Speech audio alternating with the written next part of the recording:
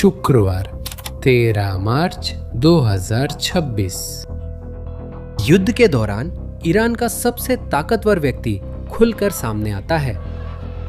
वह अल कुद्स दिवस की रैली में गया, जो हर साल फिलिस्तीनियों के समर्थन में निकाली जाती है और लाइव प्रसारित होती है, जहां दुनिया भर के कैमरे उस पर केंद्रित थे।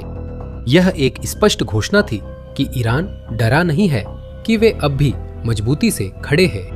लेकिन उसे यह नहीं पता था कि उसी दिन संयुक्त राज्य अमेरिका ने उसके सिर पर $10 मिलियन का इनाम घोषित कर दिया था। एक सेकंड के लिए इस बारे में सोचो।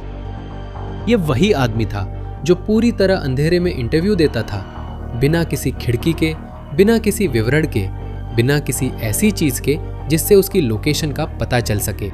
यही उसकी पागलपन की हद थी, और फिर भी सिर्फ एक गलती ही काफी थी।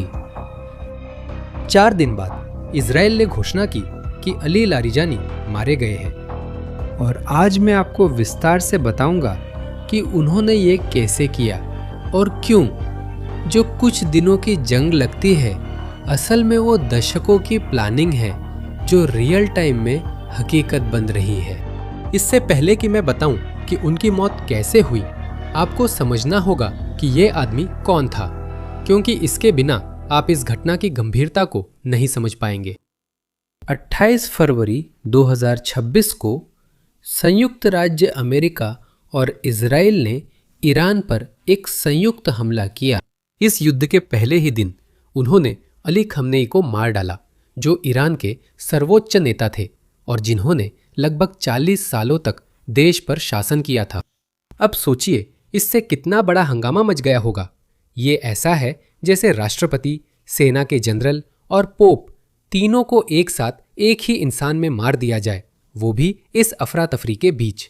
ईरान को किसी ऐसे व्यक्ति की जरूरत थी जो सत्ता संभाल सके, और वो व्यक्ति था अली लारिजानी। लारिजानी कोई आम नाम नहीं था। उन्होंने ईरान की सत्ता के केंद्र में दशकों बिताए थे। 12 साल तक संसद के अध्यक्ष रहे और पश्चिमी देशों के साथ ईरान के परमाणु वार्ताकार भी रहे। यानी वही थे जो अमेरिकियों और यूरोपियों के साथ बैठकर परमाणु कार्यक्रम पर चर्चा करते थे, और हाल ही में वे राष्ट्रीय सुरक्षा परिषद के सचिव थे। मूल रूप से वही आदमी था जो युद्ध से जुड़े सभी फैसलों का समन्वय करता था।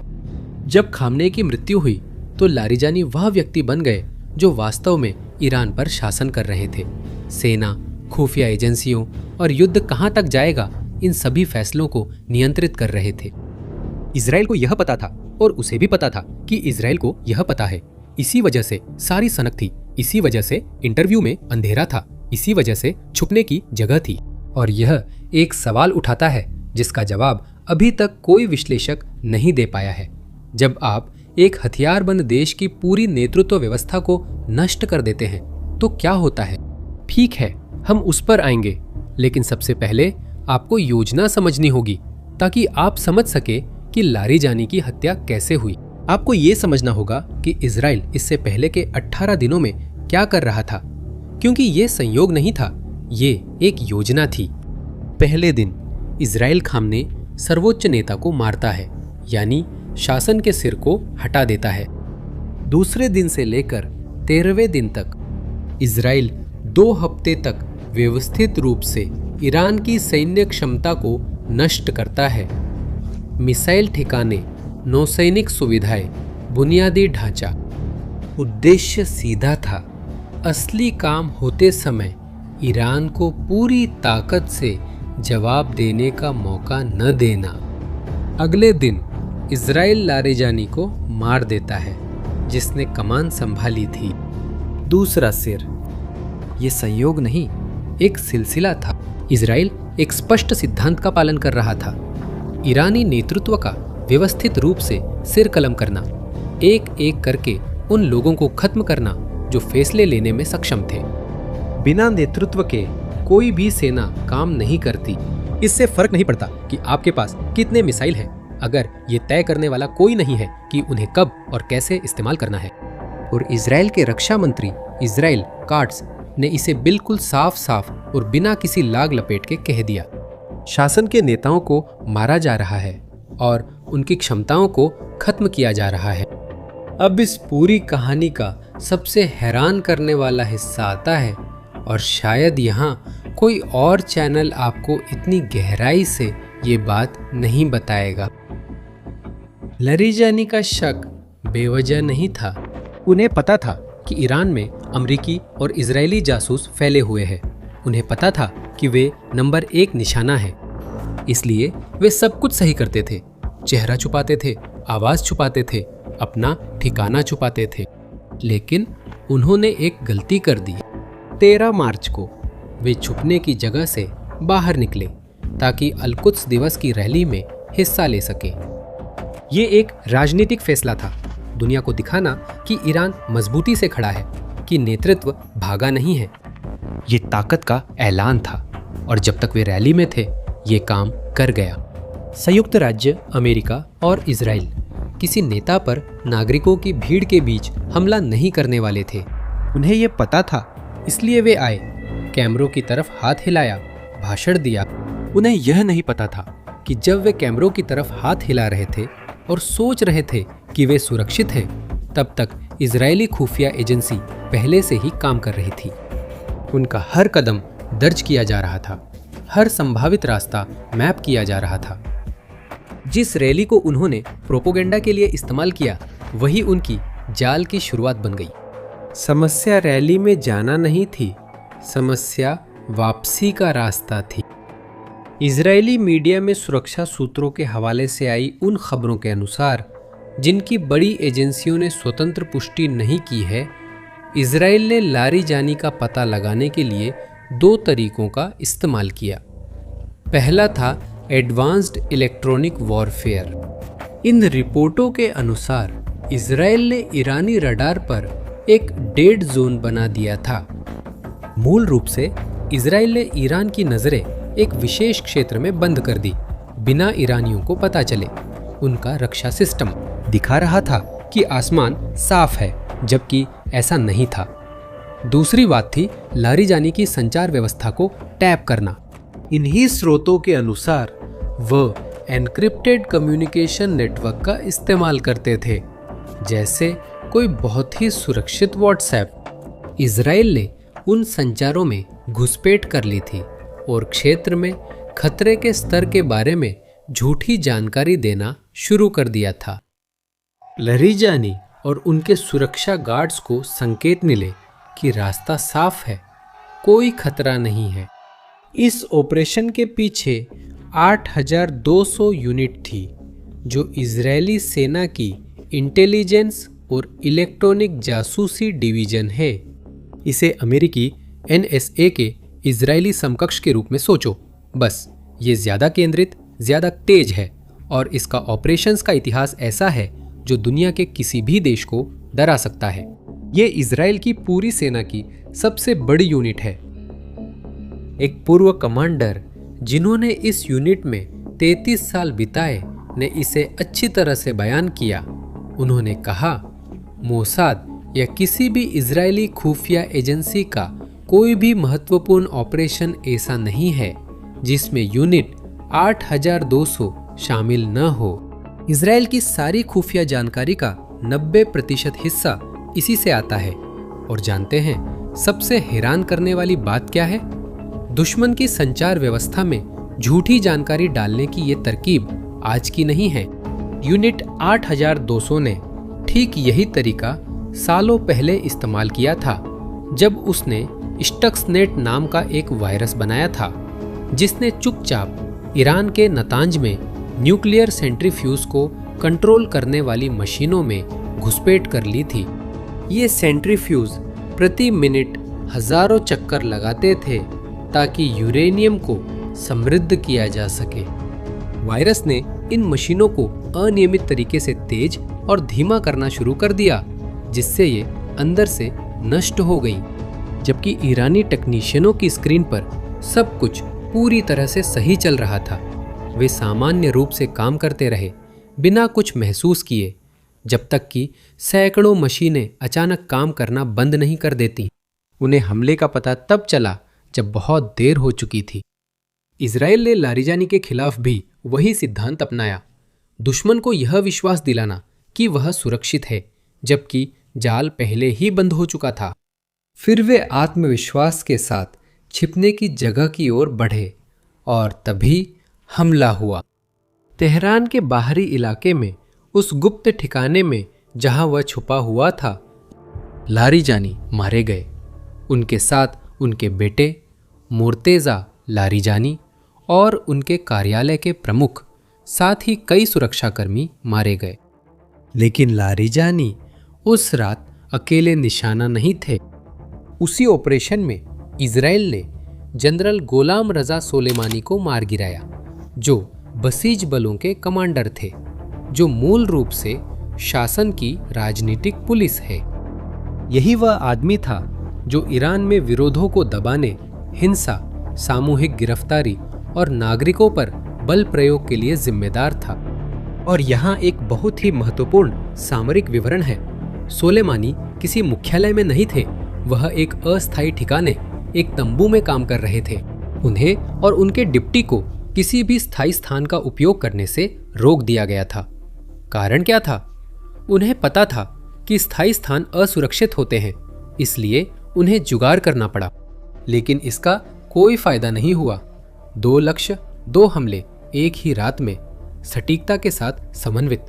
और अब आती है इस पूरी कहानी की सबसे क्रूर विडंबना।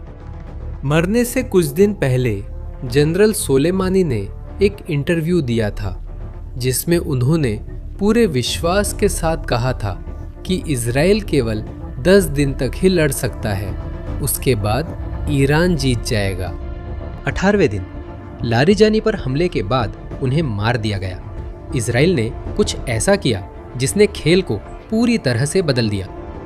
रक्षा मंत्री इजराइल काट्स ने घोषणा की कि इजरायली सेना को किसी भी ईरानी अधिकारी को खत्म करने की अनुमति है। इसके लिए अतिरिक्त मंजूरी की जरूरत नहीं है।